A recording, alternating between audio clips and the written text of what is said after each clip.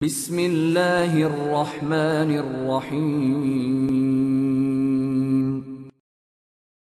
واعبدوا الله ولا تشركوا به شيئا وبالوالدين إحسانا وبذي القربى واليتامى والمساكين والجار ذي القربى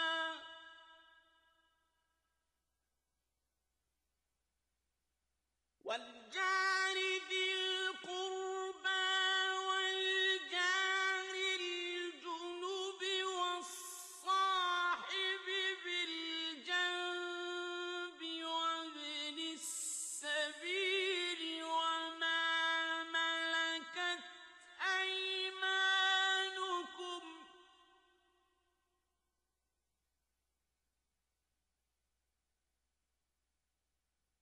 إن الله لا يحب من كان مختالا فخورا.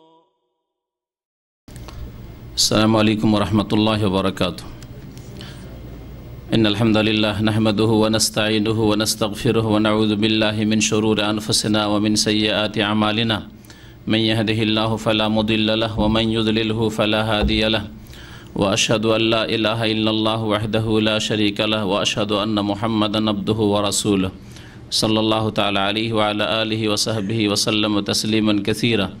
يا أيها الذين آمنوا اتقوا الله حق تقاته ولا تموتن إلا وأنتم مسلمون. يا أيها الناس اتقوا ربكم الذي خلقكم من نفس واحدة وخلق منها زوجها وبث منهما رجالا كثيرا ونساء واتقوا الله الذي تساءلون به والأرحام إن الله كان عليكم رقيبا.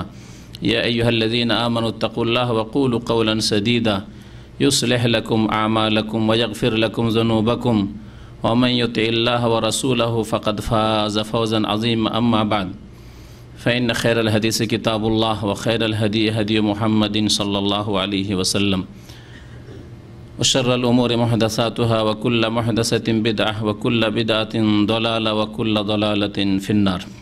أعوذ بالله من الشيطان الرجيم.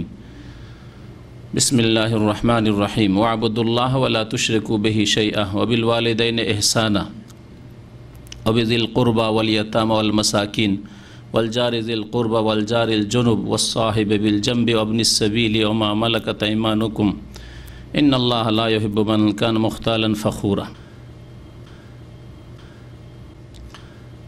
আল্লাহ পাক রব্বুল আলামিনের সমস্ত প্রশংসা যে আল্লাহ পাক রব্বুল আলামিন আমাদেরকে সৃষ্টি করেছেন এবং আমাদের সাথে বিভিন্ন হককে জড়িয়ে দিয়েছেন। আমরা মানুষ যাদের জন্য আল্লাহ পাক রব্বুল আলামিন শরীয়ত নাজিল করেছেন, সুতরাং আমাদের সাথে বিভিন্ন হক, বিভিন্ন প্রাপ্য অধিকার জড়িত। আল্লাহ পাক রব্বুল আলামিন এইভাবে মানুষকে সৃষ্টি করেছেন। সালাত এবং সালাম নাজিল হোক নবী মুহাম্মদ রাসূলুল্লাহ সাল্লাল্লাহু আলাইহি ওয়াসাল্লামের প্রতি, যিনি সর্বোত্তমভাবে আল্লাহ পাকের হক, মানুষের হক আদায় করেছেন।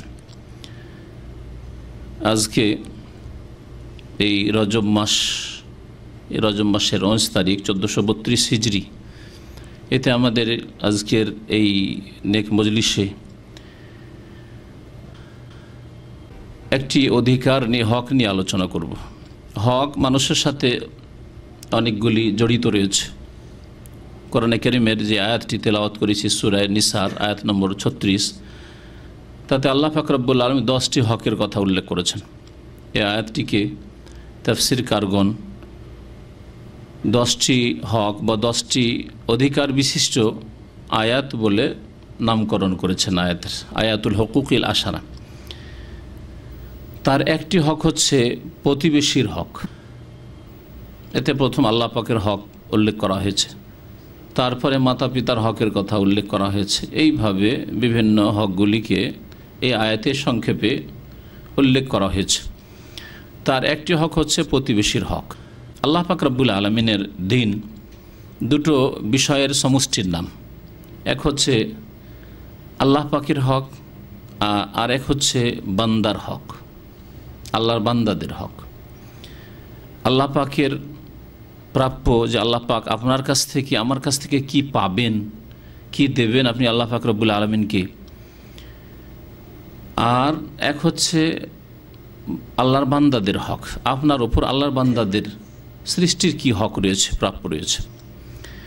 এই দুইটি হক, দুইটি অধিকার যারা আদায় করবে তারাই হচ্ছে সত্যিকার অর্থে মুসলিম। তার একটি যদি থাকে তাহলে অর্ধেক রয়েছে, বাকি অর্ধেক ঈমান নেই। এই জন্য ঈমান মানুষের অতক্ষণ পর্যন্ত সম্পূর্ণ হবে না, কামিল হবে না, যতক্ষণ পর্যন্ত যেমন আল্লাহ পাকের হক আদায় করবে তেমনি মানুষের হক আদায় না করবে। আল্লাহ পাকের হক আদায় করতে হবে, আল্লাহ পাকের বান্দাদের হক আদায় করতে হবে। যে হকটির কথা আজকে উল্লেখ করব সেটি হচ্ছে প্রতিবেশীর হক। আরবি ভাষায় প্রতিবেশীকে জার বলা হয়।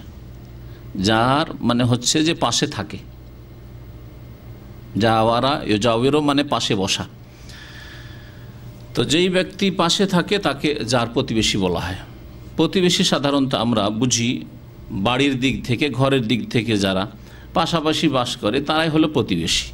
আর প্রসিদ্ধ মানুষের কাছে পরিচিত প্রতিবেশী হচ্ছে তারাই, যার বাড়ি আপনার বাড়ির পাশে সে হচ্ছে আপনার প্রতিবেশী, যার বাসা আপনার বাসার পাশে সে হলো আপনার প্রতিবেশী, বা কাছাকাছি, একেবারে এলাকা না হলে কাছাকাছি প্রতিবেশী। কিন্তু প্রতিবেশী কত দূর পর্যন্ত হবে একটি বিষয়। আপনার পাশের বাড়িটাই শুধু প্রতিবেশী, না আরও কিছু দূর পর্যন্ত যাবে?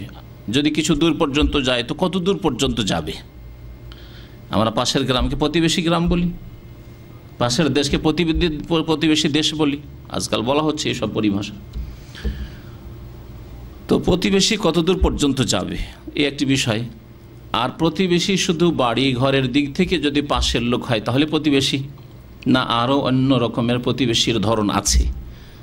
এই দুটি বিষয় প্রথম উল্লেখ করে দেওয়ার পরে প্রতিবেশী সম্পর্কে কোরআনে কারীম এবং রাসূলুল্লাহ সাল্লাল্লাহু আলাইহি ওয়াসাল্লামের হাদিসে যা রয়েছে তা পেশ করার চেষ্টা করব সংক্ষেপে। প্রতিবেশী সম্পর্কে কতদূর পর্যন্ত আপনার প্রতিবেশী হবে, আমার প্রতিবেশী হবে, এ সম্পর্কে উলামায়ে কেরামদের বেশ কিছু মতামত রয়েছে। তার মধ্যে একটি মত হচ্ছে আপনার বাড়ির চারিদিকে 40 বাড়ি করে, তাহলে আপনার বাড়ি পূর্ব পশ্চিম উত্তর দক্ষিণে 40, হ্যাঁ 80, 160 বাড়ি হয়ে যায়। এই উক্তির ভিত্তিতে 160 বাড়ি পর্যন্ত প্রতিবেশী। এগুলি হচ্ছে উলামায়ে কেরামদের বক্তব্য, কারণ তারা দেখেছেন যে এদেরও হক আছে। যারা একই গ্রামে বাস করে, বড় গ্রাম হলে অনেক সময় এইরকমই 200, 250, 300 ঘর বাস করে এক গ্রামে। শহর হলে হাজার হাজার বাড়ি রয়েছে, হাজার হাজার লোক বাস করে, লক্ষ লক্ষ লোক বাস করে শহরে, ঘন জনবস্তিতে বিশেষ করে অনেক লোকই বাস করে এক গ্রামে বা এক মহল্লা, এক পাড়ায়। তো এই হচ্ছে প্রতিবেশী সম্পর্কে একটি মত। তবে এর চাইতে বেশি সঠিক মত হচ্ছে যে কোনো সমাজে সেখানকার প্রথায় বা সেখানকার ভাষায় যেসব লোকদেরকে আর যতদূর পর্যন্ত প্রতিবেশী মনে করা হয় তারাই প্রতিবেশী। মুসলিম সমাজের উর্ফের ওপর ছেড়ে দেওয়া হয়েছে। উর্ফ মানে হচ্ছে সেখানকার প্রথা প্রচলন, সেখানকার প্রথা প্রচলনে যতদূর পর্যন্ত প্রতিবেশী বলা হয় তারাই হচ্ছে প্রতিবেশী। তো আমরা মোটামুটি এক গ্রামে যারা বাস করি, 200-250 গ্রামের 250 ঘরের গ্রাম হলেও সেগুলিকে প্রতিবেশী বলি, যদিও একটা হচ্ছে কাছের প্রতিবেশী আর একটা হচ্ছে দূরের প্রতিবেশী, কিন্তু তারা সকলে প্রতিবেশী। আল্লাহ পাক রব্বুল আলামিন প্রতিবেশীর হকের কথা বিশেষভাবে কোরআনে কারীমে উল্লেখ করেছেন। আর রাসূলুল্লাহ সাল্লাল্লাহু আলাইহি ওয়াসাল্লামের তো বহু হাদিস রয়েছে এবং প্রতিবেশীর হক প্রাপ্য সম্পর্কে, অধিকার সম্পর্কে বড় তাগিদ করেছেন রাসূলুল্লাহ সাল্লাল্লাহু আলাইহি ওয়াসাল্লাম। প্রতিবেশীর ধরন কি ওই একটি যে যার বাড়ির পাশে আপনার বাড়ি সেই হচ্ছে প্রতিবেশী? না, এছাড়াও প্রতিবেশী আছে। যার জমির পাশে আপনার জমি সেও প্রতিবেশী, সে প্রতিবেশী। পাশাপাশি জমি চাষ করেন, প্রতিবেশী। কর্মক্ষেত্রে একসাথে কাজ করেন, একই সাথে কাজ করেন, একই কোম্পানিতে, একই প্রতিষ্ঠানে, সরকারি হোক আর বেসরকারি হোক, যেখানে কাজ করেন সে প্রতিবেশী, একই বিল্ডিংয়ে থাকেন, একই রুমে থাকেন, রুমমেট যাদেরকে বলা হচ্ছে এই প্রবাসী জীবনে ভালো করে আরও বুঝছেন, এরা প্রতিবেশী। এই রকমই যে কোনো জায়গায় পাশাপাশি কিছুক্ষণের জন্য বসলেও সে প্রতিবেশীর মতো। বাজারে, এছাড়া বাজারে, বিশেষ করে বাজারে দোকান আছে পাশাপাশি, হয়তো বাড়ি আপনার কোন ডিস্ট্রিক্টে তার কোন ডিস্ট্রিক্ট, কিন্তু পাশাপাশি দোকান, প্রতিদিন দোকান খোলেন, পাশাপাশি বসেন, প্রতিবেশী। তাহলে দোকানপাটের প্রতিবেশী, কর্মক্ষেত্রের প্রতিবেশী, চাষাবাদের জমিতে গিয়ে প্রতিবেশী, এইভাবে বিভিন্ন রকমের প্রতিবেশী রয়েছে। প্রতিবেশী সম্পর্কে কোরআন কারীমের আয়াতটি সংক্ষেপে আপনাদের সামনে পেশ করি, বাংলা তরজমা। তাতে 10টি হকের কথা আল্লাহ পাক রব্বুল আলামিন উল্লেখ করেছেন। তার মধ্যে প্রথম হক হচ্ছে ওয়াবুদুল্লাহ ওয়া লা তুশরিকু বিহি শাইআ, তোমরা আল্লাহ পাকের ইবাদত করো, তার সাথে কোনো কিছুকেই শরীক করিও না, আল্লাহর একত্ব প্রতিষ্ঠা করো, একত্বের বিপরীত শিরক, শিরক থেকে মুক্ত হও। দ্বিতীয় বিষয় হচ্ছে অবিল ওয়ালিদাইন ইহসানা, মাতা পিতার সাথে সদ্ব্যবহার করো। তৃতীয় হবে জিল কুরবা, আত্মীয়দের সাথে সদাচরণ করো। ওয়াল ইয়াতামা, এতিমদের সাথে সদ্ব্যবহার করো। ওয়াল মাসাকিন, দরিদ্র যারা অভাবী তাদের সাথে সদ্ব্যবহার করো। ওয়াল জারি জিল কুরবা ওয়াল জারিল জুনুব, প্রতিবেশী সম্পর্কে আল্লাহ 2 ভাগে ভাগ করে প্রতিবেশীর কথা বলেছেন। ওয়াল জারি জিল কুরবা, আত্মীয় প্রতিবেশী বা নিকটবর্তী প্রতিবেশী, জিল কুরবা নিকট আত্মীয়, আত্মীয় প্রতিবেশীদের সাথে সদ্ব্যবহার করো। ওয়াল জারিল জুনুব, ওয়াল জারিল জুনুব, দূরের প্রতিবেশী যারা তাদের সাথে সদ্ব্যবহার করো। তাহলে আল্লাহ পাক রব্বুল আলামিন এখানে প্রতিবেশীকে 2 ভাগে ভাগ করেছেন। তারপর আস-সাহিবুল জামবে, তোমার পাশের সঙ্গী, তার একাধিক ব্যাখ্যা করা হয়েছে। সেগুলি ইনশাআল্লাহ তো এক একটি অধিকার বা হক সম্পর্কে আলোচনা করতে গিয়ে ইনশাআল্লাহ বিস্তারিত সেগুলির আলোচনা করব। অবনিস সাবিল, মুসাফির যারা পথিক, তাদের হকের কথা, তাদের সাথে সদ্ব্যবহার করো। অমামালাকাত আইমানুকুম, তোমাদের অধীনস্থ যারা, দাস দাসী, গোলাম, চাকর, নকর, তোমাদের অধীনে কাজ করে যারা, তাদের সাথে সদ্ব্যবহার করো। আল্লাহ পাক বলেছেন ইন্নাল্লাহা লা ইউহিব্বু মান কানা মুখতালান ফখুর, আল্লাহ পাক অহংকারী আর যারা দাম্ভিক তাদেরকে ভালোবাসেন না, আর তারাই অপরের হক আদায় করে না। যাদের অন্তরে অহংকার থাকে, যারা অহংকার প্রদর্শন করে থাকে, তারাই মানুষের হক আদায় করে না। এই জন্য আল্লাহ পাক সতর্ক। সূরা নিসার আয়াত নম্বর 36। ফিরে আসি এই আয়াতের অংশের দি, ওয়াল জারিল কুরবা ওয়াল জারিল জুনুব, তোমাদের আত্মীয় প্রতিবেশী বা নিকটবর্তী কাছের প্রতিবেশী। ওয়াল জারিল জুনুব, আর দূরের প্রতিবেশী। কাছের প্রতিবেশী আর দূরের প্রতিবেশী, এর ব্যাখ্যা কি? কাছের প্রতিবেশী হচ্ছে এমন প্রতিবেশী যাদের সাথে বংশের আত্মীয়তা রয়েছে, বংশের লোক, রক্তের সম্পর্ক রয়েছে, রক্তের সম্পর্ক রয়েছে, তার সাথে সাথে পাশাপাশি বাস করে প্রতিবেশী, এরা হচ্ছে আল জার জিল কুরবা। তাহলে তার পাশে আল্লাহ পাক বর্ণনা করে আল জারিল জুনুব, জুনুব মানে দূরের, এমন প্রতিবেশী যে দূরবর্তী প্রতিবেশী। তাহলে ওর বিপরীত যদি ধরা হয়, এমন প্রতিবেশী যাদের সাথে রক্তের সম্পর্ক নেই, যাদের সাথে কোনো আত্মীয়তা নেই, কিন্তু তারা প্রতিবেশী, বসবাসের দিক থেকে প্রতিবেশী। আর কেউ কেউ ওয়াল জারিল জুনুব, দূরের প্রতিবেশী অর্থাৎ অমুসলিম প্রতিবেশী, এই ব্যাখ্যা করেছেন। তাহলে প্রতিবেশী যখন অমুসলিম বললাম, তাহলে মুসলিম প্রতিবেশী আছে, মুসলিম প্রতিবেশী আর অমুসলিম প্রতিবেশী। আর ওয়াল জারিল জিল কুরবা, আত্মীয় প্রতিবেশী, তাহলে যারা আত্মীয় নয় এমন প্রতিবেশী আছে। তাহলে প্রতিবেশী এইভাবে বিভিন্ন রকমের হয়ে যায়। এই জন্য আল্লামা ইবনে উসাইমিন রাহমাতুল্লাহ আলাইহি বর্ণনা করেছেন যে এক শ্রেণীর প্রতিবেশী আছে যাদের ট্রিপল হক আছে, 3 রকমের হক আছে আপনার উপর। বংশের লোক, বসবাসের দিক থেকে প্রতিবেশী, আর মুসলিম। তাহলে যেহেতু এর মধ্যে 3টি গুণ আছে, একটা হচ্ছে আপনার প্রতিবেশী, 2 নম্বর আপনার আত্মীয়, 3 নম্বরে মুসলিম। সুতরাং এই রকম প্রতিবেশীর 3 গুণ হক রয়েছে আপনার উপর। দ্বিতীয় হচ্ছে এমন প্রতিবেশী যে প্রতিবেশী আপনার আত্মীয় নয়, একটা বাদ দেন, আত্মীয় নয়, তবে সে প্রতিবেশী এবং মুসলিম। তাহলে 2টি গুণ তার মধ্যে আছে, সুতরাং তার দ্বিগুণ হক রয়েছে, প্রতিবেশী তার সাথে সাথে মুসলিম। মুসলিমটা বাদ দেন, তারপরে দুটো গুণ থাকতে পারে, তাই না? রক্তের সম্পর্ক আছে, রক্তের সম্পর্ক আছে প্রতিবেশী, রক্তের সম্পর্ক আছে প্রতিবেশী, বা রক্তের সম্পর্ক নেই প্রতিবেশী, রক্তের সম্পর্ক আছে প্রতিবেশী আর তার সাথে সাথে অমুসলিম, অমুসলিম হয়ে গেল, মুসলিম নয়, একটা কমে গেল, ইসলাম কমে গেল। এতেও দুটি হক আছে। তো এইভাবে দেখা যায় যে কিছু প্রতিবেশী আছে তাদের দ্বিগুণ হক আছে, কিছু প্রতিবেশী আছে তাদের 3 গুণ হক আছে। এমন প্রতিবেশী যার সাথে রক্তেরও সম্পর্ক নেই আর দিনেরও সম্পর্ক নেই, অর্থাৎ অমুসলিম আর আত্মীয় নয়, তাহলে তার কয়টি হক? একটি হক, সেটা হচ্ছে প্রতিবেশী হওয়ার হক, প্রতিবেশী হওয়ার হক। তাহলে তার একটি হক রয়েছে। তাহলে বোঝা গেল যে অমুসলিমও যদি প্রতিবেশী হয়, ইহুদি, খ্রিস্টান, হিন্দু, বৌদ্ধ, যে কোনো ধর্মাবলম্বী, এমনকি নাস্তিক, প্রতিবেশী আপনার, প্রতিবেশী হিসাবে সদ্ব্যবহারের প্রাপ্য আপনার কাছ থেকে পাবে, সদ্ব্যবহার পাবে আপনার কাছ থেকে, ভালো আচরণ পাবে আপনার কাছ থেকে, তার আপনি হিতাকাঙ্ক্ষী হবেন। আর তার সবচেয়ে বড় হিতাকাঙ্ক্ষী হওয়া হচ্ছে তাকে আল্লাহ পাকের জাহান্নাম থেকে উদ্ধার করা। সুতরাং আমরা মানুষ হিসাবে অমুসলিমদের সবচেয়ে বড় হিতাকাঙ্ক্ষী এই দিক থেকে যে তাদেরকে জাহান্নামে জ্বলা বা জ্বলতে দেওয়া আমরা পছন্দ করি না, সেই জন্য তাদেরকে জাহান্নাম থেকে উদ্ধার করতে চাই। এই হচ্ছে আমাদের উদ্দেশ্য। আর ইসলামের দাওয়াত দেওয়ার ক্ষেত্রে আমাদের এই সৎ উদ্দেশ্য থাকবে যে তাদের হিতাকাঙ্ক্ষী।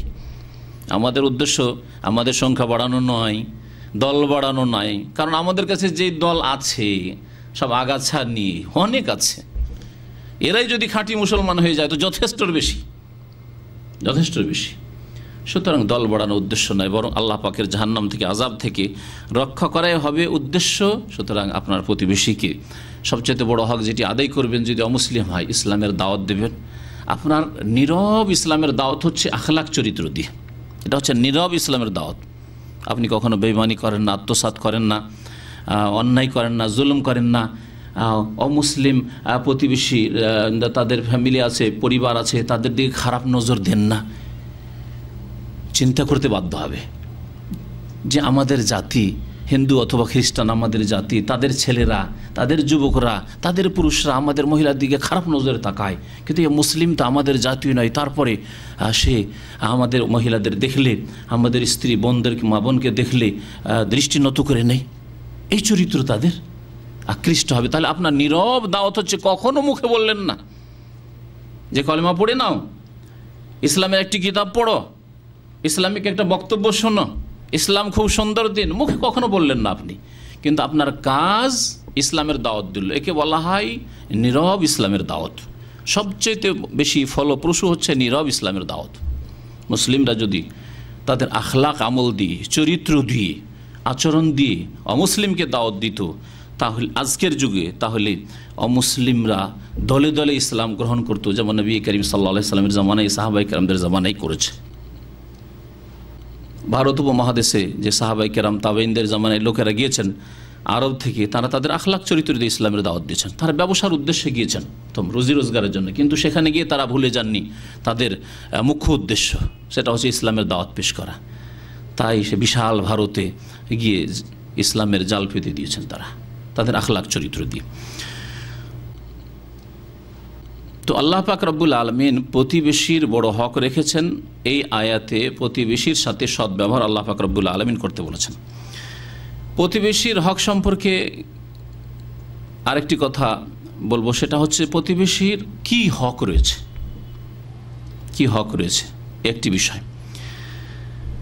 এই বিষয়টি বলে দিয়ে তারপরে নবী করিম সাল্লাল্লাহু আলাইহি ওয়াসাল্লামের হাদিসগুলি শুনে। প্রতিবেশীর হক আল্লাহ বলেছেন এহসানের কথা, ওয়াবিল ওয়ালিদাইনি ইহসানা ওয়াযিল কুরবা ওয়াবিযিল কুরবা ওয়াল ইয়াতামা ওয়াল মাসাকিন ওয়াল জারি যিল কুরবা ওয়াল জারিল জুনুব। তাহলে এহসান শব্দটি আল্লাহ পাক বলেছেন। এহসান মানে হচ্ছে সৎ ব্যবহার করা, সদাচরণ করা।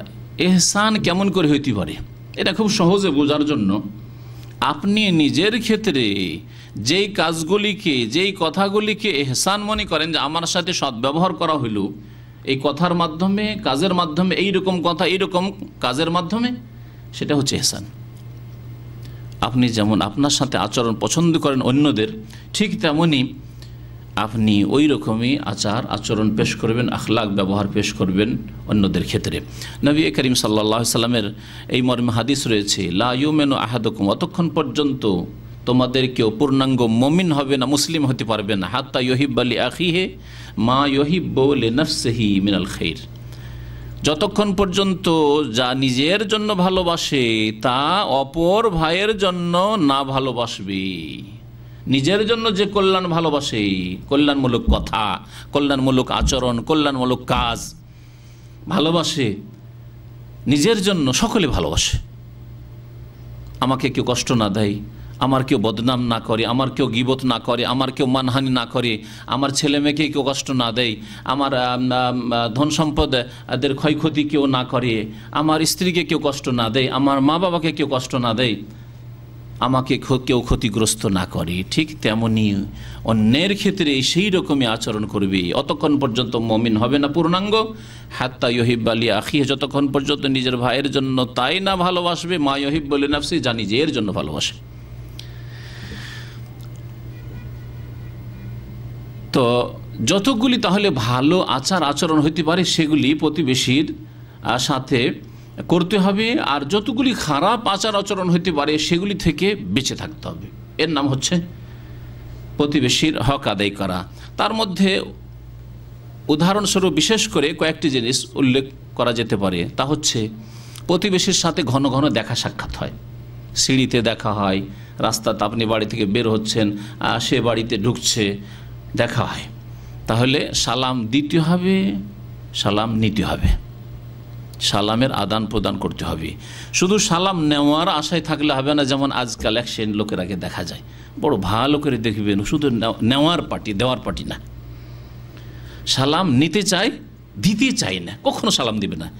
এটা তাদের অহংকার প্রমাণ করে। মনে রাখবেন, যেই ব্যক্তি সব সময় মনে রাখে যে আমাকে সালাম দিলে উত্তর দেব, না হলে উত্তর দেব না, সেই ব্যক্তি অবশ্যই অহংকারী, অবশ্যই সে মোতাকাব্বির, এতে কোনো সন্দেহ নেই।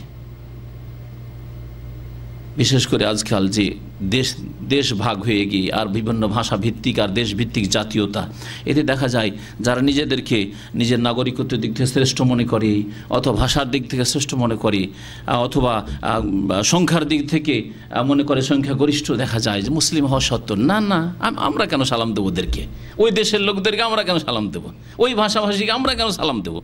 এই রোগগুলি মুসলিম সমাজে বিরাজ করছে, ব্যাপক আকার ধারণ করেছে। নামাজ পড়ে কিন্তু সালাম দেবে না, সালাম নেবে যদি দেয় তো। এটা ভালো আখলাক, ভালো চরিত্র নয় মোটেই, বরং অহংকার আছে অন্তরে, এর বহিঃপ্রকাশ। তো সালামের আদান প্রদান করা, এটা হচ্ছে প্রতিবেশীর একটি হক আদায় করা। দ্বিতীয় হক আদায় করা প্রতিবেশীর হচ্ছে দাওয়াত দেওয়া এবং নেওয়া। আপনি দাওয়াত দেবেন, যে কোনো খুশিতে দাওয়াত দিয়ে থাকেন, বিশেষ করে বিবাহের অলিমার দাওয়াত, আরও বিভিন্ন দাওয়াত রয়েছে, জায়েজ দাওয়াত রয়েছে, সুন্নতি দাওয়াত রয়েছে, আর বিদাতি দাওয়াত রয়েছে। বিদাতি দাওয়াত দেবেন না, নেবেন না, বিদাতি দাওয়াত দেবেনও না, নেবেন না, মনে রাখবেন। যেমন বলেন দেখি কি আছে দেশে, আমাদের বিদাতি দাওয়াত আছে অনেক, হ্যাঁ একটা করে একজন করে বলেন, 40 দাওয়াত, মৃতের নামে দাওয়াত, মানুষ মারা গেলে দাওয়াত দেওয়া আর নেওয়া, বিদাতি দাওয়াত। এ প্রতিবেশী হোক আর দূরের হোক, দেবেন না, নেবেন না। এ দাওয়াত দেওয়াও হারাম আর নেওয়া হারাম। কারণ বিদাতি কাজ করে আল্লাহর নৈকট্য লাভ হয় না, নবীর নাফরমানি করে, নবীর চাইতে বেশি বুঝে, যে আমরা বেশি বুঝেছি, নবী না করলে কি হবে। নবী করিম সাল্লাল্লাহু আলাইহি ওয়াসাল্লামের সামনে তার 3 মেয়ে মারা গেছে, নবী করিম সাল্লাল্লাহু আলাইহি ওয়াসাল্লামের সামনে তার স্ত্রী খাদিজা রাদিয়াল্লাহু তাআলা আনহা মারা গেছে। কখনো তাদের জন্য খাবার ব্যবস্থা করেছেন যে ভোজ করতে হবে, খাওয়াইতে হবে? তার নবীর উম্মত আর নবীকে বাদ দিয়ে উপেক্ষা করে নবীর আগে বেড়ে যাবেন, তাহলে তো কোরআন বিরোধী কাজ করছেন। লা তুকাদ্দিমু বাইনা ইয়াদাইল্লাহি ওয়া রাসূলিহি, আল্লাহ পাক রব্বুল বলছেন যে তোমরা আল্লাহর আগে বাড়িও না আর তার রাসূলের আগে বাড়িও না। যারা নবী করিম সাল্লাল্লাহু আলাইহি ওয়াসাল্লাম করেননি অথচ করার অবকাশ ছিল সেই কাজগুলি, সেগুলি করবে, তার আল্লাহর আগে বেড়ে গেল, রাসূলের আগে বেড়ে গেল। বিদাতি দাওয়াতের এক দাওয়াত হচ্ছে মরার নামে 3 দিন হোক আর 40 হোক আর যে কোনো অনির্দিষ্ট দিনে হোক, প্রতি বছরে হোক, রোজা ইফতারির হোক। রোজা ইফতারির মরার নামে আবার কেন দাওয়াত? আরে মৃতকে খাওয়াবেন তো সাদকা হবে। আমাদের মতো সচ্ছল লোকদেরকে, গ্রামের বরং পয়সাওয়ালাদেরকে ভালো করে আরও খাওয়ানো হয়। মৃতের নামে যেসব দাওয়াত, যারা পয়সাওয়ালা লোক তাদেরকে উঁচা জায়গায় বসিয়ে খাওয়ানো হয়, তাই না, যার টেবিলে। আর গরিব মিসকিনগুলিকে ফুটপাতে, হ্যাঁ, খড়ের উপরে বসিয়ে খাওয়ানো হয়, কলা পাতায় খাওয়ানো হয় না?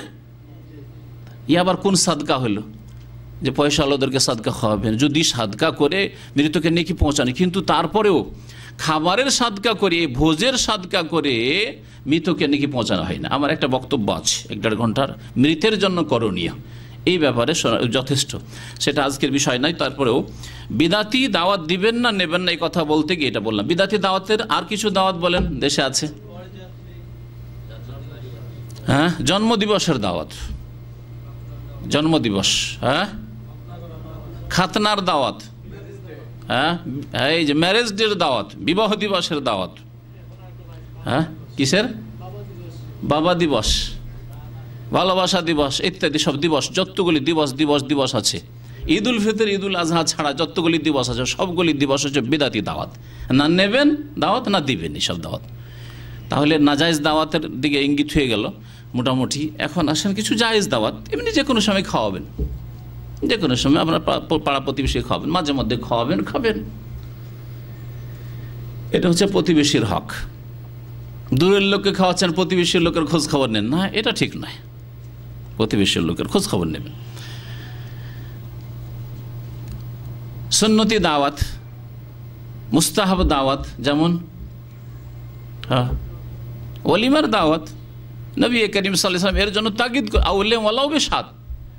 বিবাহ করেছেন আব্দুর রহমান বিন আউফ রাদিয়াল্লাহু তাআলা আনহু, বলছেন যে ওলিমা করো, ওলিমার দাওয়াত করো, যদি কম পক্ষে একটা ছাগল দিয়ে হোক না কেন, তাহলে কমের পক্ষে একটি ছাগল। নবী করিম সাল্লাল্লাহু আলাইহি ওয়াসাল্লাম তাগিদ করেছেন এর জন্য। অনেক উলামায়ে কেরামদের নিকটে ওলিমা বিবাহ উপলক্ষে যে ছেলের পক্ষ থেকে, মেয়ের পক্ষ থেকে নয়, ছেলের পক্ষ থেকে যে দাওয়াত বিবাহ উপলক্ষে হয়ে থাকে সেটা ওয়াজিব, সেই দাওয়াত কবুল করা ওয়াজিব অনেকের কাছে, কমপক্ষে সুন্নতে মুআক্কাদা। তাহলে সুন্নতি দাওয়াত হয়ে গেল। সুন্নতি দাওয়াত করেন, জায়েজ দাওয়াত করেন, সুন্নতি দাওয়াতে অংশ নেন, দাওয়াতে যান, দাওয়াত কবুল করেন এবং জায়েজ দাওয়াত কবুল করেন প্রতিবেশীর। তৃতীয় হক হচ্ছে প্রতিবেশীর পক্ষ থেকে কোনো খারাপ আচরণ হলে বরদাস্ত করা। তাহলে বরদাস্ত, ধৈর্য ধারণের ক্ষমতা থাকতে হবে নিজের মধ্যে, ধৈর্য ধারণে অভ্যস্ত হইতে হবে। ধৈর্য ধারণ করা মানুষের অভ্যাসের ব্যাপার। প্রথম কথা আল্লাহর সন্তুষ্টির আশা রাখতে হবে এবং ধৈর্য ধারণ যারা করে তাদের যে ফজিলত কোরআন এবং হাদিসে রয়েছে সেগুলি মনে রাখতে হবে। তাহলে ধীরে ধীরে ধীরে ধৈর্য ধরা একটা অভ্যাসে পরিণত হবে। মানুষ ভালো কাজে যখন অভ্যাস করে, ভালো আচরণ অভ্যাস করে, ধীরে ধীরে অভ্যাসগুলি হয়ে যায়। কিন্তু এর জন্য প্রথম আল্লাহ সন্তুষ্টির খেয়াল রাখতে হবে এবং পরকালে এর জন্য উত্তম প্রতিদান পাবো এই খেয়াল রাখতে হবে। আল্লাহ পাক রব্বুল আলামিন কিয়ামতের দিনে বলবে, ইন্নী জাযাইতুহুমুল ইয়াওমা বিমা সাবারু, আমি আজকে তাদেরকে উত্তম প্রতিদান দেব কারণ তারা ধৈর্য ধারণ করেছে। বিমা সাবারু, তাদের ধৈর্যের উত্তম ফল দেব, প্রতিদান দেব। ইন্নাল্লাহা মা'আস সাবিরিন, আল্লাহ ধৈর্য ধারণকারীদের সাথে রয়েছেন, সাথে রয়েছেন দুনিয়াতেও, সাথে রয়েছেন আখিরাতে, সর্বদা আল্লাহ পাক রব্বুল আলামিন সাথে রয়েছেন। তাহলে এসব জিনিসগুলো যদি আমাদের খেয়াল থাকে তাহলে ধৈর্য ধারণ করব। কষ্ট বরদাস্ত করতে হবে। সামান্য কষ্ট হইল আর বলে ফেললেন, প্রতিবাদ করে ফেললেন, আর বলতে গিয়ে আপনি আস্তে করে বললেন, ও দিল জোর করে বলে, তুই জোর করে বলবি আর আমি বলতে পারবো না, আমি কি কাপুরুষ? সেখানে কিন্তু কেউ কাপুরুষ হতে চায় না। স্ত্রীর কাছে দুর্বল হইতে পারে, স্ত্রী বলছে দাড়ি রাখতে হবে না, না দুর্বল, ওখানে কাপুরুষ, কারণ স্ত্রী নিষেধ করছে, বাধা, ওখানে কাপুরুষ হয়ে যায়। ছেলেমেয়েরা সাবালক সাবালিকা হয়ে গেছে, তাদের দাবি দাওয়া মানতে গিয়ে নাজায়েজ কাজ করে, ওখানে কি কাপুরুষ হয়ে যায়। কিন্তু প্রতিবেশীর সাথে বরদাস্ত করতে গিয়ে আমি কেন কাপুরুষ হব? তুই জোরে বলবি, আমি আস্তে বলবো না, আমি বীর পুরুষ, বাহাদুরি দেখাবে ওখানে, না, এই কাজ করবেন না। তো ধৈর্য ধারণে অভ্যস্ত হইতে হবে। প্রতিবেশীর পক্ষ থেকে অনিচ্ছাকৃত ভুল হইতে পারে, অনিচ্ছাকৃত আপনার জন্য অপ্রীতিকর কোনো আচরণ হইতে পারে, যেটা আপনাকে পছন্দ লাগলো না, হতে পারে। অনেক সময় ইচ্ছা করে হয় না, কিন্তু অনিচ্ছাকৃত।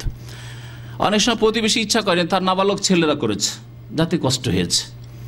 এখন এই সামান্য কথা বলতে গেলে অনেকে উত্তেজিত হয়ে পড়বে, ঝগড়া বিবাদ হয়ে যাবে। ছোট ছোট বাচ্চাদেরকে নিয়ে বড় বড় ঝগড়া হয়ে যায় আমাদের সমাজে, না হয় না? মুরগি নিয়ে, ছাগল নিয়ে, এমনকি ডিম নিয়ে ঝগড়া হয়, কথাবার্তায় বন্ধ। সবাই এটা ডিম খেয়ে নিচ্ছে, এটা মুরগি খেয়ে নিচ্ছে, ইত্যাদি সব নিয়ে। একটা ছাগলকে মেরেছে, কেন মারলো আমাদের ছাগলটাকে, ওদের জমিতে গিয়েছে তো, এসব নিয়ে ঝগড়া হয়ে মারপিটও হয়, আর কথাবার্তা বছরকে বছর বন্ধ হয়ে যায় প্রতিবেশীর সাথে। তাহলে প্রতিবেশীর পক্ষ থেকে যেগুলি অপ্রীতিকর কিছু হবে সেগুলিকে বরদাস্ত করতে হবে। প্রতিবেশীর আরেকটি হক 4 নম্বরে বলবো, সেটা হচ্ছে মাঝে মধ্যে খোঁজ খবর নিতে হবে। আর খোঁজ খবর নিয়ে যদি কোনো প্রয়োজন থাকে তা পুরা করতে হবে। এই বিষয়টা অত্যন্ত গুরুত্বপূর্ণ। আজকাল প্রতিবেশীর খোঁজ খবরই রাখেন, নাম পর্যন্ত, বিশেষ করে শহরে যারা থাকে, পাশের বাড়িতে যারা থাকে, পাশের বাসায় আছে, নাম যদি জিজ্ঞাসা করেন যে ভাই এর নাম কি, বলতে পারবেন না? তা তো বলতে পারি না, বিনা বাড়াবাড়িতে বলছি, নাম পর্যন্ত বলতে পারবেন না। বাইরের লোকেরা এসছে, আসার পরে আপনার গেটে ভুল করে নক করে দিয়েছে, তার বেল বাজিয়ে দিয়েছে, জিজ্ঞাসা করছে যে অমুককে খোঁজ করছি, অমুক পাশের বাসাতে আছে, কিন্তু আপনি নাম জানেন না, হতভম্ব। আপনি নিজের যান বাঁচাবার জন্য না এখানে এই নামে কেউ নেই, দিলের লোকটাকে হয়রান করে আর এক বাসায় ঢুকে পড়ল। নাম না জানায় কি বিপদ, চিন্তা করুন। আপনি যদি নাম জানতেন তাহলে বলতে পারতেন যে ভাই এত তলাতে না, অমুক তলাতে আছে, নিচে আছে, ওপরে আছে, বলতে পারতেন, এই বিল্ডিংয়ে আছে কি না, কিন্তু নামই জানেন না, মিথ্যেই বলে দিলেন যে না এই বিল্ডিং থেকে কমপক্ষে তাড়া। তাহলে খোঁজ খবর নিতে হবে। খোঁজ খবর নিতে গিয়ে দেখলেন যে অসুস্থ আছে আমার প্রতিবেশী, তাহলে অসুস্থ থাকলে তার জন্য করণীয় কি করতে হবে। অভাবে আছে, তাহলে অভাবের জন্য কি করণীয় তা করতে হবে। মানসিক দিক থেকে পেরেশানিতে আছে, তাহলে পেরেশানি কি করে দূর করা যায় তার ব্যবস্থা নিতে হবে। স্বামী স্ত্রী তাদের মনোমালিন্য হয়েছে, সুতরাং এর জন্য আমাদের কি পদক্ষেপ হইতে পারে, কি করতে পারি।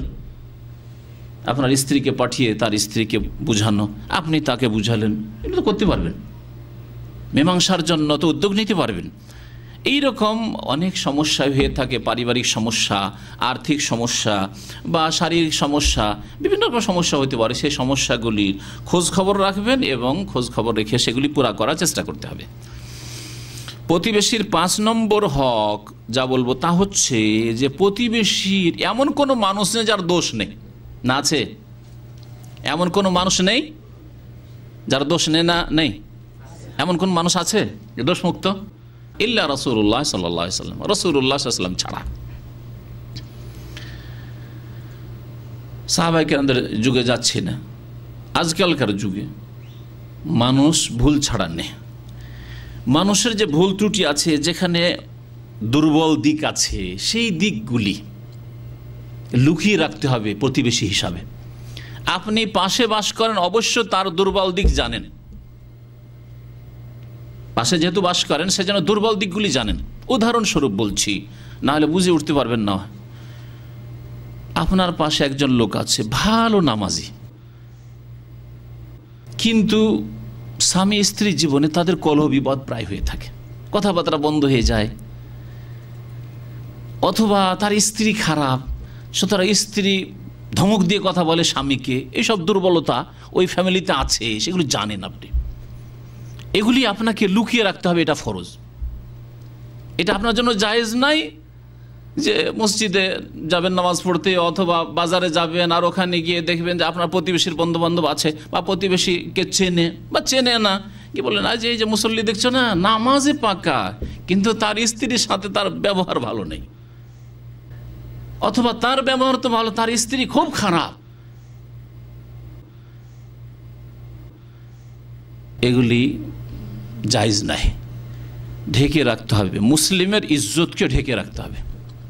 মুসলিমের ব্যক্তি জীবনের, পারিবারিক জীবনের যেসব দোষ ত্রুটি দিয়ে আপনার ক্ষতি হয় না, অন্য কোনো মুসলিমের ক্ষতি হয় না, তাদের ব্যক্তি জীবনের, পারিবারিক জীবনের ভুল ত্রুটি, সেগুলিকে ঢেকে রাখার চেষ্টা করতে হবে।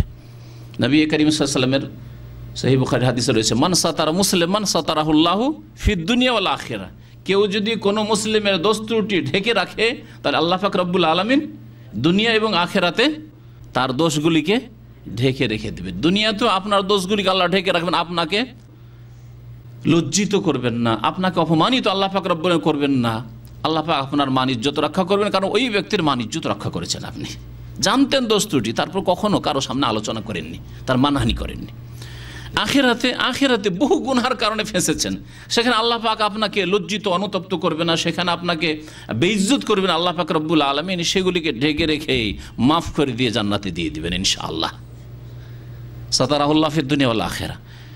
তাহলে একজন মুসলিমের যদি দোষ ত্রুটি আইব ঢেকে রাখতে হয়, তাহলে একজন মুসলিম পরিবারের ওইভাবে ঢেকে রাখতে হবে।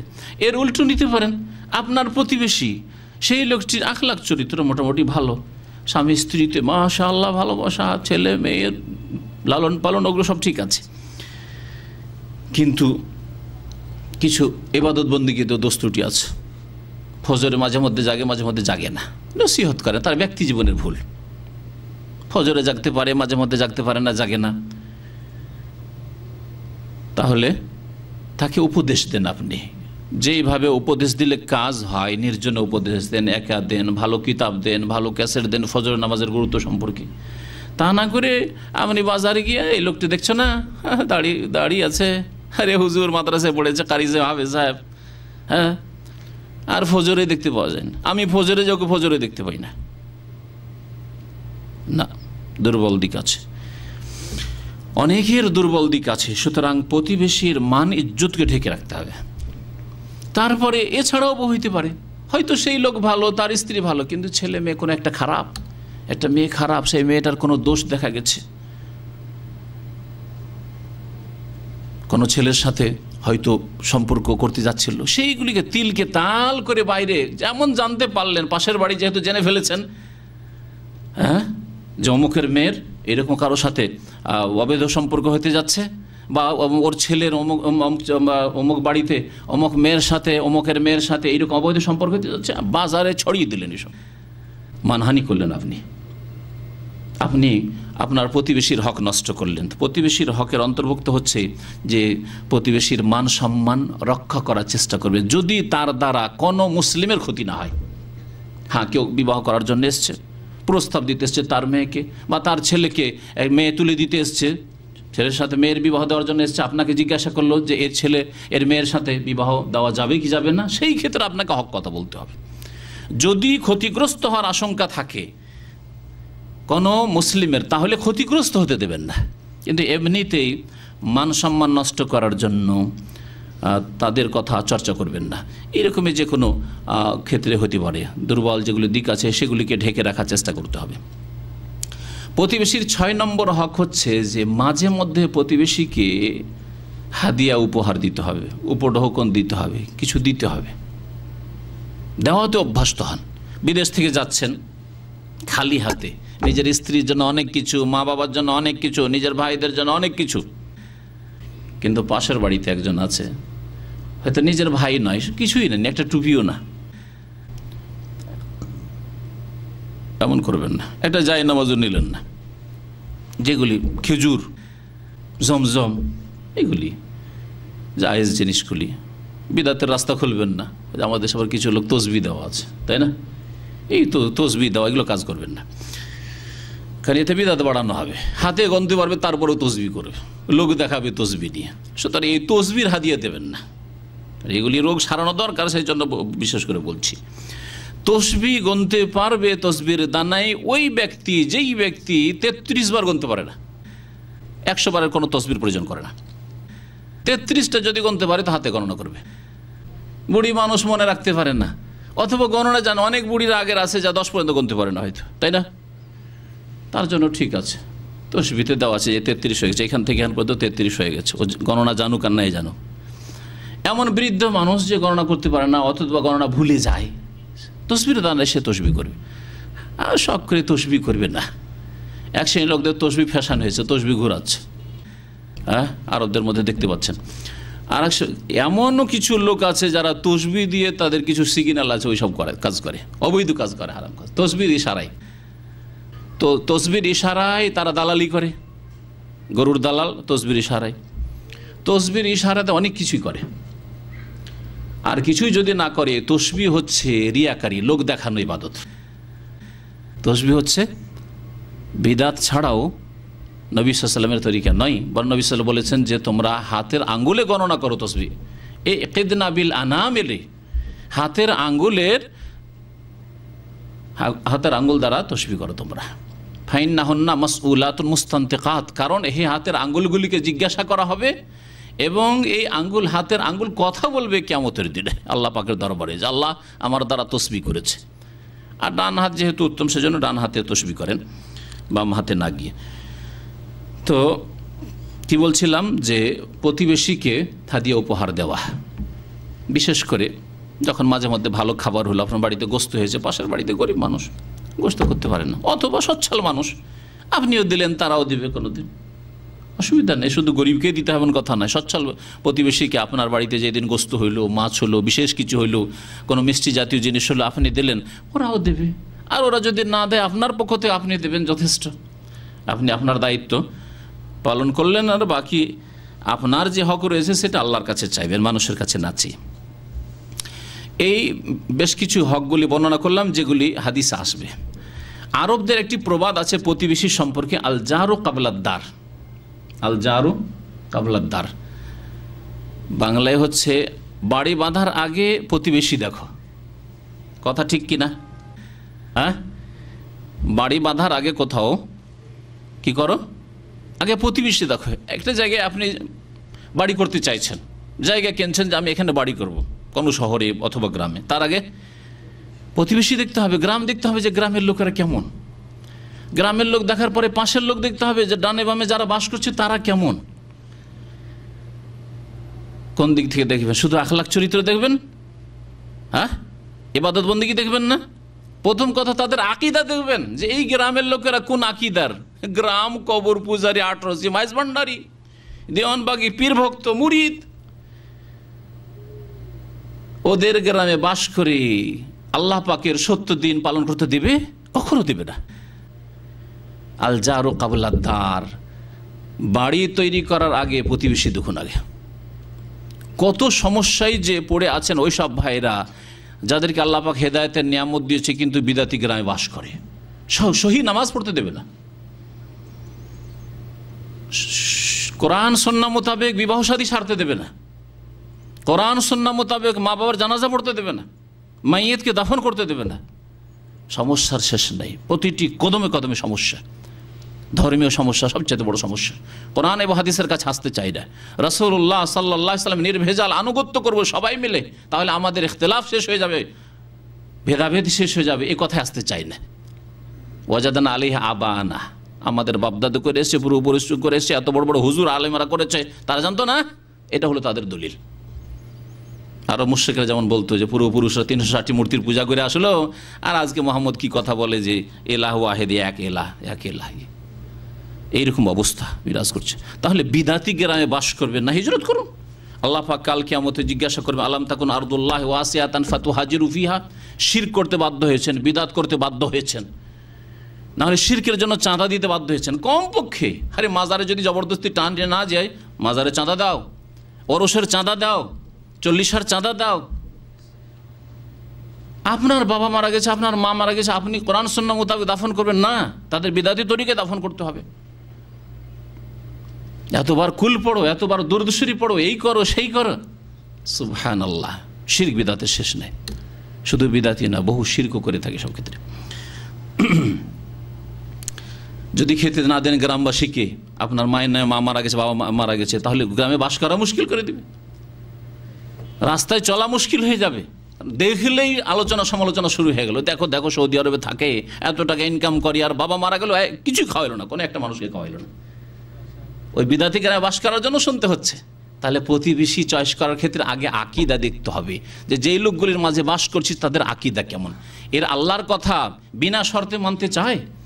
আল্লাহ পাকের রসুল সাল্লাল্লাহু আলাইহি সাল্লামের আদর্শ সুন্নতকে বিনা কোনো শর্তে মানতে চায় না? শর্ত আছে যে কোরআন হাদিসের কথা মানবো, কিন্তু আমাদের বড়রা বলে থাকে, তাহলে বড়রা যদি না করে থাকে মানবো না। পরীক্ষা করে দেখেন, গিয়ে বলেন যে মাগরিবের আজান একামতের মাঝখানে সময় দেন, 2 রাকাত করে নামাজ পড়ব, এতেই বুঝতে পারবেন কোরআন হাদিসের কথা বিনা শর্তে মানতে চাই কিনা। এতদিন দেখলাম না, এত বড় বড় হুজুররা চলে গেছেন, কেউ তো বলেননি, এত বড় পীর বুজুর্গানের দিন দেখেছি, কেউ তো করেনি, এ তুমি কোত্থেকে নিয়ে আসলে? সুবহানাল্লাহ। অথচ রাসূলুল্লাহ সাল্লাল্লাহু আলাইহি ওয়াসাল্লাম বলছেন, সাল্লু কাবলাল মাগরিবে, সাল্লু কাবলাল মাগরিবে, মাগরিবের আগে তোমরা নামাজ পড়ো। বাইনা কুল্লি আযানাইনি সালাতুন, আযান ইকামতের মাঝখানে নামাজ রয়েছে, লিমান শাহ, যে চাইবে পড়বে। তার সময় দিতে হবে, উযু করার সময় দিতে হবে, বাথরুমে গেছে একটা লোকে জামাত পাওয়ার সময় দিতে হবে না।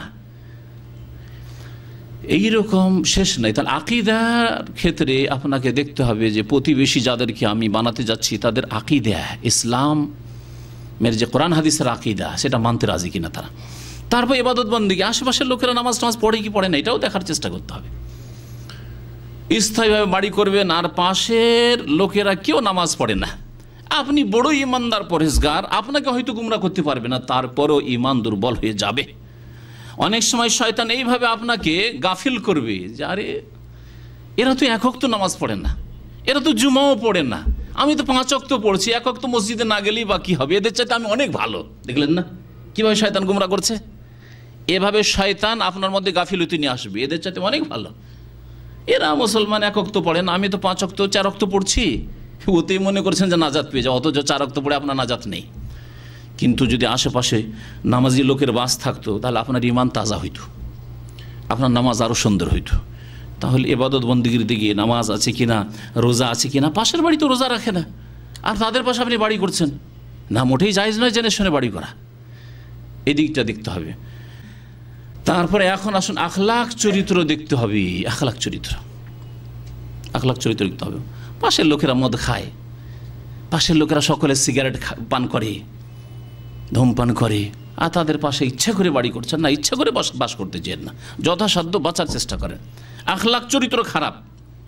এখন আসুন আকীদার ক্ষেত্রটি, নামাজের ক্ষেত্র, এইসব ক্ষেত্র আজকালকার মানুষরা দেখে না। তবে যেখানে স্বার্থে ব্যাঘাত ঘটবে, ক্ষতিগ্রস্ত হবে আর্থিক দিক থেকে, পারিবারিক দিক থেকে, হয়তো প্রতিবেশীর কারণে, সেই ক্ষেত্রে একটু সজাগ। ওই ক্ষেত্রে আমার উপদেশের প্রয়োজন হয়তো করে না, ওটা সাধারণ লোকেরা বেশি বুঝে। যেমন আমার দেশে জাতীয়তা আছে বা বংশকে সাহায্য করবে, যদিও বাতিলের উপরে, জুলমের উপরে হোক না কেন, সেখানে আমার দেশের মানুষরা বুঝে যে এমন জায়গায় বাড়ি করতে হবে যেখানে কিছুর আত্মীয় স্বজন থাকে। আমার আত্মীয় স্বজন যদি না থাকে, আর এই বংশ হচ্ছে ব্যবহার চরিত্র খারাপ, এদের মাঝে যদি একা বাস করি তাহলে টিকতে দেবে না, লাজ্জুত খেয়ে বাস করতে হবে। হ্যাঁ, এই ক্ষেত্রে চালাক। কিন্তু এরা যে বেনামাজি হয়ে বাস করতে হবে, আমি নামাজি কোনো রকম থাকলে আমার ছেলে মেয়েগুলোকে বেনামাজি বানিয়ে দেবে এদের ছেলেরা, আমার মেয়েকে বেহায়া বেপর্দা বানিয়ে দেবে এদের এই বেনামাজিদের বেদিনদের মেয়েরা। এইসব চিন্তা করলো না, ওই দিকটাও চিন্তা করতে হবে। আমার ছেলে মেয়েদের আকীদা নষ্ট করে দেবে, আমি সহি আকীদা পেয়েছি, আমি না হয় শক্ত হয়েছি, কিন্তু আমি মারা গেলে আমার ছেলে মেয়েরা দুর্বল হয়ে পড়বে। বাতিল শক্তির সামনে, গোটা গ্রামের সমস্ত বিদাতপন্থীদের সামনে আমার ছেলে মেয়েরা দুর্বল হয়ে আবার ওই শিরক, মাজার আর পীর ফকির দরবেশ শুরু করে দেবে, তাবিজ শুরু করে দেবে। তাহলে এই আশঙ্কাতে কেন আপনি ছেলে মেয়েকে রেখে যাবেন? আমাদের দেশে বংশের অন্যায়ভাবে সাহায্য করে থাকে। অপর বংশের লোক যদিও জুলুম হচ্ছে, নীরব থাকবে, নিজের বংশের বিরুদ্ধে বলবে না, নিজের গোত্রের বিরুদ্ধে বলবে না। বিভিন্ন কোয়ালিটির লোকেরা আছে, ধরেন কিছু লোক আছে চাষি, আবার কিছু আছে এটা বংশ হচ্ছে আপনার তাঁতি জোলা, এটা হচ্ছে খোট্টা, একে অপরের সাহায্য করবে, এক হয়ে যাবে। আপনার বিরুদ্ধে আপনি যদি একা থাকেন, সবাই এক হয়ে যাবে তারা, কারণ নিজের জাতির লোকেরা এরা। এইরকম জাতীয়তাগুলি আমাদের আছে। সুতরাং এই ক্ষেত্রে হয়তো সজাগ, না একা বাড়ি করা যাবে না, এখানে আমরা কমপক্ষে 2-4 জন হইতে হবে, আমাদের আত্মীয় স্বজন হইতে হবে, তারপর বাড়ি করব। কিন্তু আকীদার ক্ষেত্রে আগে দেখবেন, ইবাদত বন্দেগীর ক্ষেত্রে দেখবেন, আর তারপরে এইসব জিনিসগুলি দেখবেন।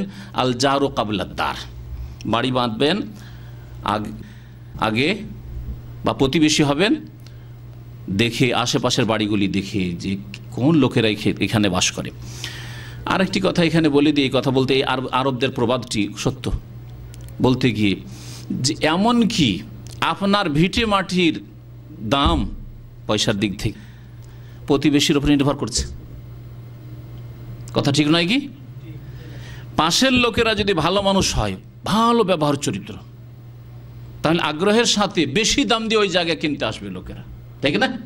তাহলে আপনার ভিটে মাটি যদি বিক্রি করতে যান, প্রতিবেশীর লোকেরা ভালো থাকে, তাহলে দাম বাড়বে।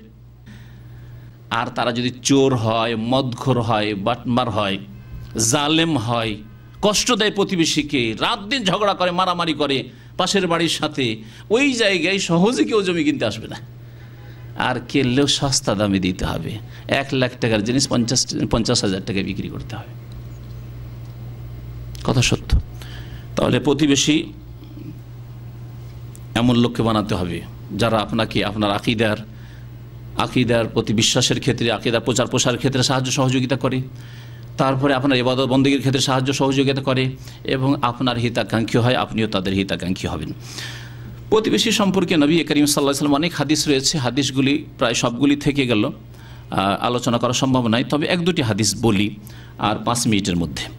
আবু হুরায়রা রাদিয়াল্লাহু তাআলা আনহু থেকে বর্ণিত, নবী করিম সাল্লাল্লাহু আলাইহি ওয়াসাল্লাম বলেছেন, ইয়া নিসা আল মুসলিমাত, হে মুসলিম নারীরা, লা তাহকিরান্না জারাতুন লিজারাতিহা, কোনো প্রতিবেশী মহিলা অপর প্রতিবেশী মহিলার ক্ষেত্রে অল্প কিছু কেউ তুচ্ছ মনে করবে না। অল্প একটু শাক দিবেন অথবা সবজি দিয়ে পাঠাবেন পাশের বাড়িতে, তুচ্ছ মনে করবেন না যে কি লজ্জা দেবে, এতটুকু শাক আছে, এতটুকু ডাল আছে, আর কিভাবে দেব না, তুচ্ছ মনে করবেন না। ওয়ালাও ফিরসানা শাতিন, যদিও বকরির পায়া হোক না কেন, বকরির বেশি পায়া নাই, 1-2টো পায়া আছে, একটা পায়া মাত্র আছে, একটা পায়া কি করে দেব, লজ্জা লাগে, শুধু ঝোল দেব না, দেন। নবী করিম সাল্লাল্লাহু আলাইহি সাল্লামের আরেকটি হাদিস রয়েছে, এজা তাবাখতা মারাকাতান, যখন তুমি তরকারি রান্না করবে, ফাকসির মাআহা, তখন ওর ঝোল বেশি করবে, ঝোল শরবা বেশি করবে। ওয়া তাআহাদ জিরানাকা, এবং তোমার যে পাড়া প্রতিবেশী আশেপাশের লোকেরা রয়েছে তাদের খোঁজ খবর নিও। তাআহাদ, খোঁজ খবর নিতে বলেছেন। হতে পারে আপনার বাড়িতে একটু ঝোল আছে, গোশতের ঝোল আছে, ওই গোশতের ঝোলটুকু তো পাই না, 2 পিস গোশত আর একটু বেশি করে ঝোল দিয়ে দিলেন। এইভাবে নবী করিম সাল্লাল্লাহু আলাইহি সাল্লাম হাদিয়া, তোহফা, উপহার, উপঢৌকন দিতে বলেছেন প্রতিবেশীকে। নবী করিম সাল্লাল্লাহু আলাইহি সাল্লাম আরও তাকিদ করেছেন, সহিহ বুখারীর হাদিস এইগুলি, মান কানা ইউমিনু বিল্লাহি ওয়াল ইয়াউমিল আখির ফালা ইউযি জারাহু, যেই ব্যক্তি আল্লাহ বিশ্বাসী, পরকালে বিশ্বাসী, সে যেন নিজ প্রতিবেশীকে কখনো কষ্ট না দেয়। আল্লাহ বিশ্বাসী, সুতরাং আল্লাহ বিশ্বাসী সংশোধন করবে। আল্লাহ বিশ্বাসী মানে আল্লাহ পাক দেখছেন, আল্লাহ পাক তার ফেরেশতাদেরকে দিয়ে নোট করাচ্ছেন আমি খারাপ ব্যবহার করলে। আল্লাহ পাকের প্রতি আমি বিশ্বাসী মানে আল্লাহ পাক হিসাব নেবেন। এগুলি হচ্ছে আল্লাহর প্রতি ঈমানের প্রতিফলন, তাহলে সংশোধন হবে। ওয়াল ইয়াউমিল আখির, পরকালে বিশ্বাসী, সুতরাং আমি আজকে কষ্ট দিয়ে মরে যাব, আমার প্রতিবেশী মরে যাবে, আর কিছু হবে না এমন নয়। পরকালে বিশ্বাসী আমরা, সুতরাং আল্লাহর সামনে আমার প্রতিবেশী হাজির হবে, আমিও হাজির হব, সেখানে জবাবদেহি করতে হবে। এই প্রতিবেশীকে সামান্য কষ্ট দেওয়ার জন্য জাহান্নামে যেতে হবে। প্রতিবেশীকে আজকাল বিভিন্ন রকমভাবে কষ্ট দিয়ে থাকে, তার মধ্যে একটি হচ্ছে ওই সিঁড়িতে বিড়ি সিগারেট খেয়ে ঠোঙা ফেলে রাখা, বিড়ি সিগারেটের প্যাকেট ফেলে রাখা, সিঁড়ি দিয়ে উঠছে বিড়ি সিগারেট টান দিয়ে আর পুরো বিল্ডিংকে দুর্গন্ধে ভরে দেওয়া, হারাম এই কষ্ট দেওয়া প্রতিবেশীকে। এইরকম বহু কষ্ট রয়েছে। গেটের সামনে ময়লা আবর্জনা গুলিকে বের করে গেটের সামনে রেখে দিলাম, বাইরে ফেলে আসবে না, গেটের সামনে বের করে রেখে দিলাম, থাকলো একবেলা একদিন আছে।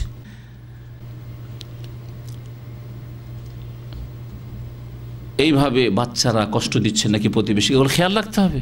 হয়তো আপনি কষ্ট দেন না, আপনার স্ত্রী কষ্ট দেয় না, কিন্তু আপনার 5 বছর 7 বছরের বাচ্চার ওপর দিয়ে কিছু ফেলে, আর নিচে গিয়ে প্রতিবেশীর বাড়িতে পড়ে, তারা কষ্ট পায়, খোঁজ খবর নেন না, কি করে ছেলেরা, আপনার মেয়েরা, এগুলি খোঁজ রাখতে হবে। নবী করিম সাল্লাল্লাহু আলাইহি ওয়াসাল্লাম বলেছেন, আল্লাহ আর পরকালে যদি বিশ্বাসী হও তাহলে তোমরা কেউ যেন প্রতিবেশীকে কষ্ট দেবে না। নবী করিম সাল্লাল্লাহু আলাইহি ওয়াসাল্লাম আরেকটি হাদিস সহিহ বুখারীতে আছে, ওয়াল্লাহি লা ইউমিন, আল্লাহর কসম করে বলছি মুমিন হতে পারবে না সত্যিকার অর্থে। ওয়াল্লাহি লা ইউমিন 3 বার করে বলেছেন নবী করিম সাল্লাল্লাহু আলাইহি ওয়াসাল্লাম, আল্লাহর কসম করে বলছি কেউ মুমিন হতে পারবে না, মুমিন হতে পারবে না। কিলা, তখন জিজ্ঞাসা করা হইল নবী সাল্লাল্লাহু আলাইহি ওয়াসাল্লাম কে, ওমান ইয়া রাসূলুল্লাহ, কে মুমিন হতে পারবে না, অর্থাৎ পূর্ণাঙ্গ মুমিন হতে পারবে না, যদি ইবাদত বন্দেগীর দিক ঠিক থাকে, আকীদা ঠিক থাকে, অন্যান্য আমল ঠিক থাকে, কিন্তু এই চরিত্র নেই। সেটা কি, কে মুমিন হতে পারবে না? আল্লাযী লা ইয়ামানু জারুহু বাওয়াইকাহু, যার প্রতিবেশী তার অনিষ্ট থেকে, তার কষ্ট থেকে নিরাপদ হইতে পারল না। প্রতিবেশীকে আপনি নিরাপদ করতে পারলেন না। কমের পক্ষে যেসব হকের কথা বর্ণনা করা হইল, যদি আপনি হিতাকাঙ্ক্ষী হয়ে উপকার না করতে পারেন, কাজে না আসতে পারেন প্রতিবেশীর, কমের পক্ষে তা কুফুহু আনিশার, নবী সাল্লাল্লাহু আলাইহি ওয়াসাল্লাম একটা হাদিস রয়েছে, কম পক্ষে তোমার অনিষ্ট থেকে তুমি রক্ষা করবে, বাঁচাবে। তোমার হাত দ্বারা, তোমার কথা দ্বারা, তোমার চলাফেরা দ্বারা, তোমার আচরণ দিয়ে, তোমার স্ত্রী বা তোমার ছেলে মেয়েদের আচরণ দিয়ে যেন কষ্ট না হয়, কষ্ট দেওয়া থেকে কমপক্ষে বিরত থাকা। এটা হচ্ছে সর্বনিম্ন হক আদায় করা প্রতিবেশীর। নবী করিম সাল্লাল্লাহু আলাইহি ওয়াসাল্লামের আরেকটি হাদিস মুসনাদ আহমদে রয়েছে, লা ইয়াদখুলুল জান্নাতা মান লা ইয়ামানু জারুহু বাওয়াইকাহু, ওই ব্যক্তি জান্নাতে যাবে না যেই ব্যক্তির প্রতিবেশী তার কষ্ট থেকে, অনিষ্ট থেকে নিরাপদ হইতে পারল না। সব সময় এটা চিন্তায় যে প্রতিবেশী কখন যে কি করে, ক্ষতি করে, কখন যে কি করে, কখন যে করে। আমাদের দেশে আরেক ক্ষতি করে যে প্রতিবেশীর, জাদু করা, মান মারা, এই এক কুফরি শয়তানি রয়েছে। সামান্য কিছু হয়েছে, দেবে বান মেরে, চলে গেল ও জাদুকরের কাছে, কি করে জাদু করে ক্ষতি করতে হবে। দুনিয়া নষ্ট করলো, আখেরাত নষ্ট, খাসেরাত দুনিয়া ওয়াল আখেরা। দুনিয়া নষ্ট করলো আল্লাহ বান্দাকে কষ্ট দিয়ে, মানুষকে কষ্ট দিয়ে মানসিক শান্তি হয় না, উপকার করলে মানসিক শান্তি হয়। এটা সাইকোলজি, মনে রাখবেন। আপনি দান করেন, তারপরে ঘুমান, মনটা খুব খুশি থাকবে যে আমি দিতে পেরেছি। আপনি কাউকে খাওয়ান আর তারপরে ঘুমান, চলাফেরা করেন, মনে শান্তি থাকবে যে আমি খাওয়াইতে পেরেছি। আর কষ্ট দিয়ে কারোর সাথে মারামারি করলেন, আর সে আপনাকে মারতে পারেনি, মার দিলেন, দিয়ে টান দিয়ে বেঁচে গেলেন, আপনি সারাদিন পেরেশান থাকবেন, কিন্তু শান্তি পাবেন না। কাউকে কষ্ট দিয়ে তাহলে শান্তি পাওয়া যায় না, কিন্তু মানুষকে আরাম দিলে শান্তি পাওয়া যায়, যে মানুষের উপকার করতে পেরেছি আমি। এই জন্য দেখা যাচ্ছে যত সৎ মানুষ তত মানসিক পীড়া থেকে মুক্ত। আল্লাহর হকের ক্ষেত্রে, মানুষের হকের ক্ষেত্রে যত ভালো মানুষ দেখবেন তত মানসিক পীড়া থেকে, টেনশন থেকে মুক্ত। রাত্রে যখন ঘুমাতে যাই কোনো তার চিন্তা থাকেন না, কারণ আমি কারো দুশ্মনী করিনি, কারো ক্ষতি করিনি, কারো হিংসা অন্তরে রাখেন। হিংসা থাকলে আগুন জ্বলতে থাকে, হিংসা যদি অন্তরে থাকে আগুন জ্বলতে থাকে, যে কী করে এর ক্ষতি করতে পারবো, ক্ষতি করেও পারলাম না, পারি না, এগিয়েই চলে যাচ্ছে না, ওগুলো থেকে আমরা অন্তর্মুক্ত। আল্লাহর নিয়ামত, আল্লাহ যাকে ইচ্ছা দিয়েছে, আমাকে যতটুকু আল্লাহ দিয়েছেন তাতে আমি শুকরিয়া আদায় করেছি এবং খুব খুশি রয়েছি, আলহামদুলিল্লাহ। এরকম অন্তরের অবস্থা তৈরি করেন। নবী করিম সাল্লাল্লাহু আলাইহি ওয়াসাল্লাম আরও বলেছেন, সহিহ বুখারীতে রয়েছে, মান কানা ইউমিনু বিল্লাহি ওয়াল ইয়াউমিল আখির, যে আল্লাহ পরকালে বিশ্বাসী সে যেন ফালা ইউজি জারাহু, প্রতিবেশীকে কষ্ট না দেয়। ওমান কানা ইউমিনু বিল্লাহি ওয়াল ইয়াউমিল আখির, যে আল্লাহ পরকালে বিশ্বাসী ফালিয়ুকরিম দাইফাহু, সে যেন অতিথির সম্মান করে, অতিথির আপ্যায়ন করে। ওমান কানা ইউমিনু বিল্লাহি ওয়াল ইয়াউমিল আখির, যে আল্লাহ পরকালে বিশ্বাসী ফালিয়াকুল খায়রান আও লিয়াসমুদ, তাহলে সে ভালো কথা বলবে, না হলে চুপ থাকবে। ভালো কথা বলার মতো ক্ষমতা থাকে, ভালো কথা বলেন, যাতে হয়তো আল্লাহ রাজি হবে, মানুষকে খুশি করা হবে ভালো কথা বলে। আর না হইলে যদি ভালো কথা বলার অভ্যাস না থাকে, চুপ থাকেন, মুখটাকে বন্ধ রাখলে নিরাপদ থাকবেন। সহিহ বুখারী হাদিস।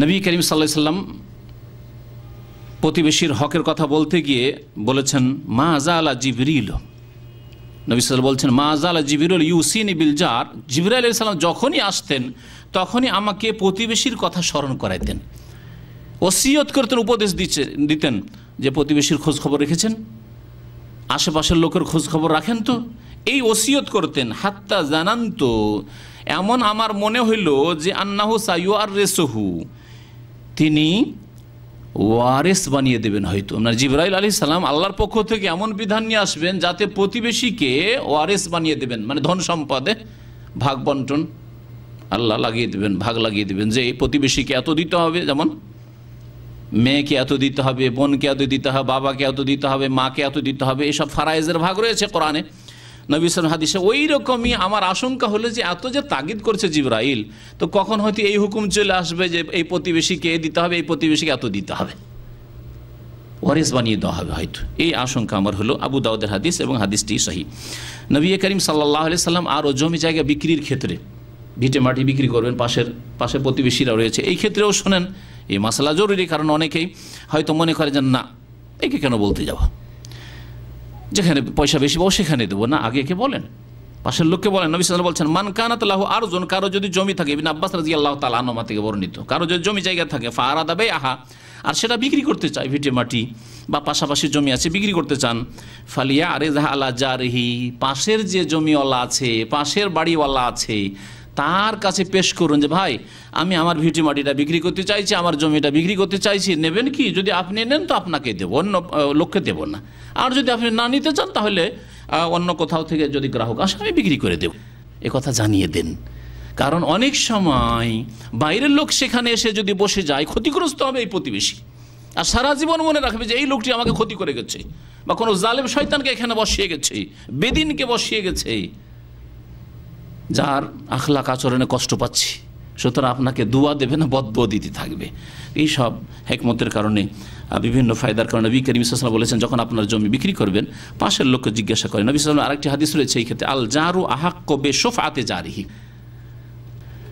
আজকাল যে পার্সোনাল ল রয়েছে, যারা ইসলামী আইন বাস্তবায়ন করে না, সেখানেও পার্সোনাল ল আছে, ভারতে যেমন, বা মানব রচিত বিধান দিয়ে যেসব দেশ শাসিত হচ্ছে সেসব দেশেও পাশের লোক যদি দাবি করে দেয় যে না আমি এই জমি নিতাম, তাহলে কিন্তু তার হক আছে, যদি আপনি অন্য কারো কাছে বিক্রি করেছেন অথবা বাইনামা নিয়ে নিয়েছেন।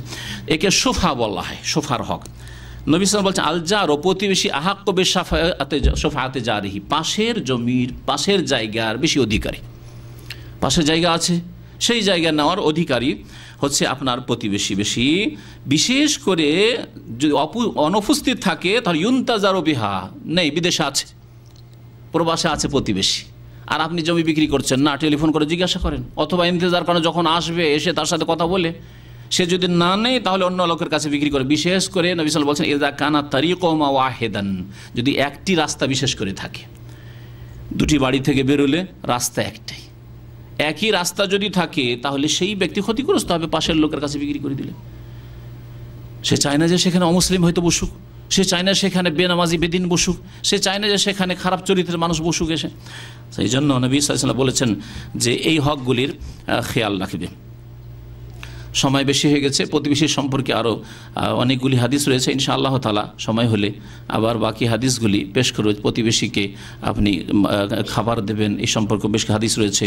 প্রতিবেশী যদি কষ্ট দেয় তো কী করতে হবে এই ক্ষেত্রে? নবী সাল্লাল্লাহু আলাইহি ওয়াসাল্লামের জামানায় এইরকম এক সাহাবী করেছিলেন, তারপর তার কাছ থেকে মাফ নিয়ে সেই ব্যক্তি তাকে রাজি করে।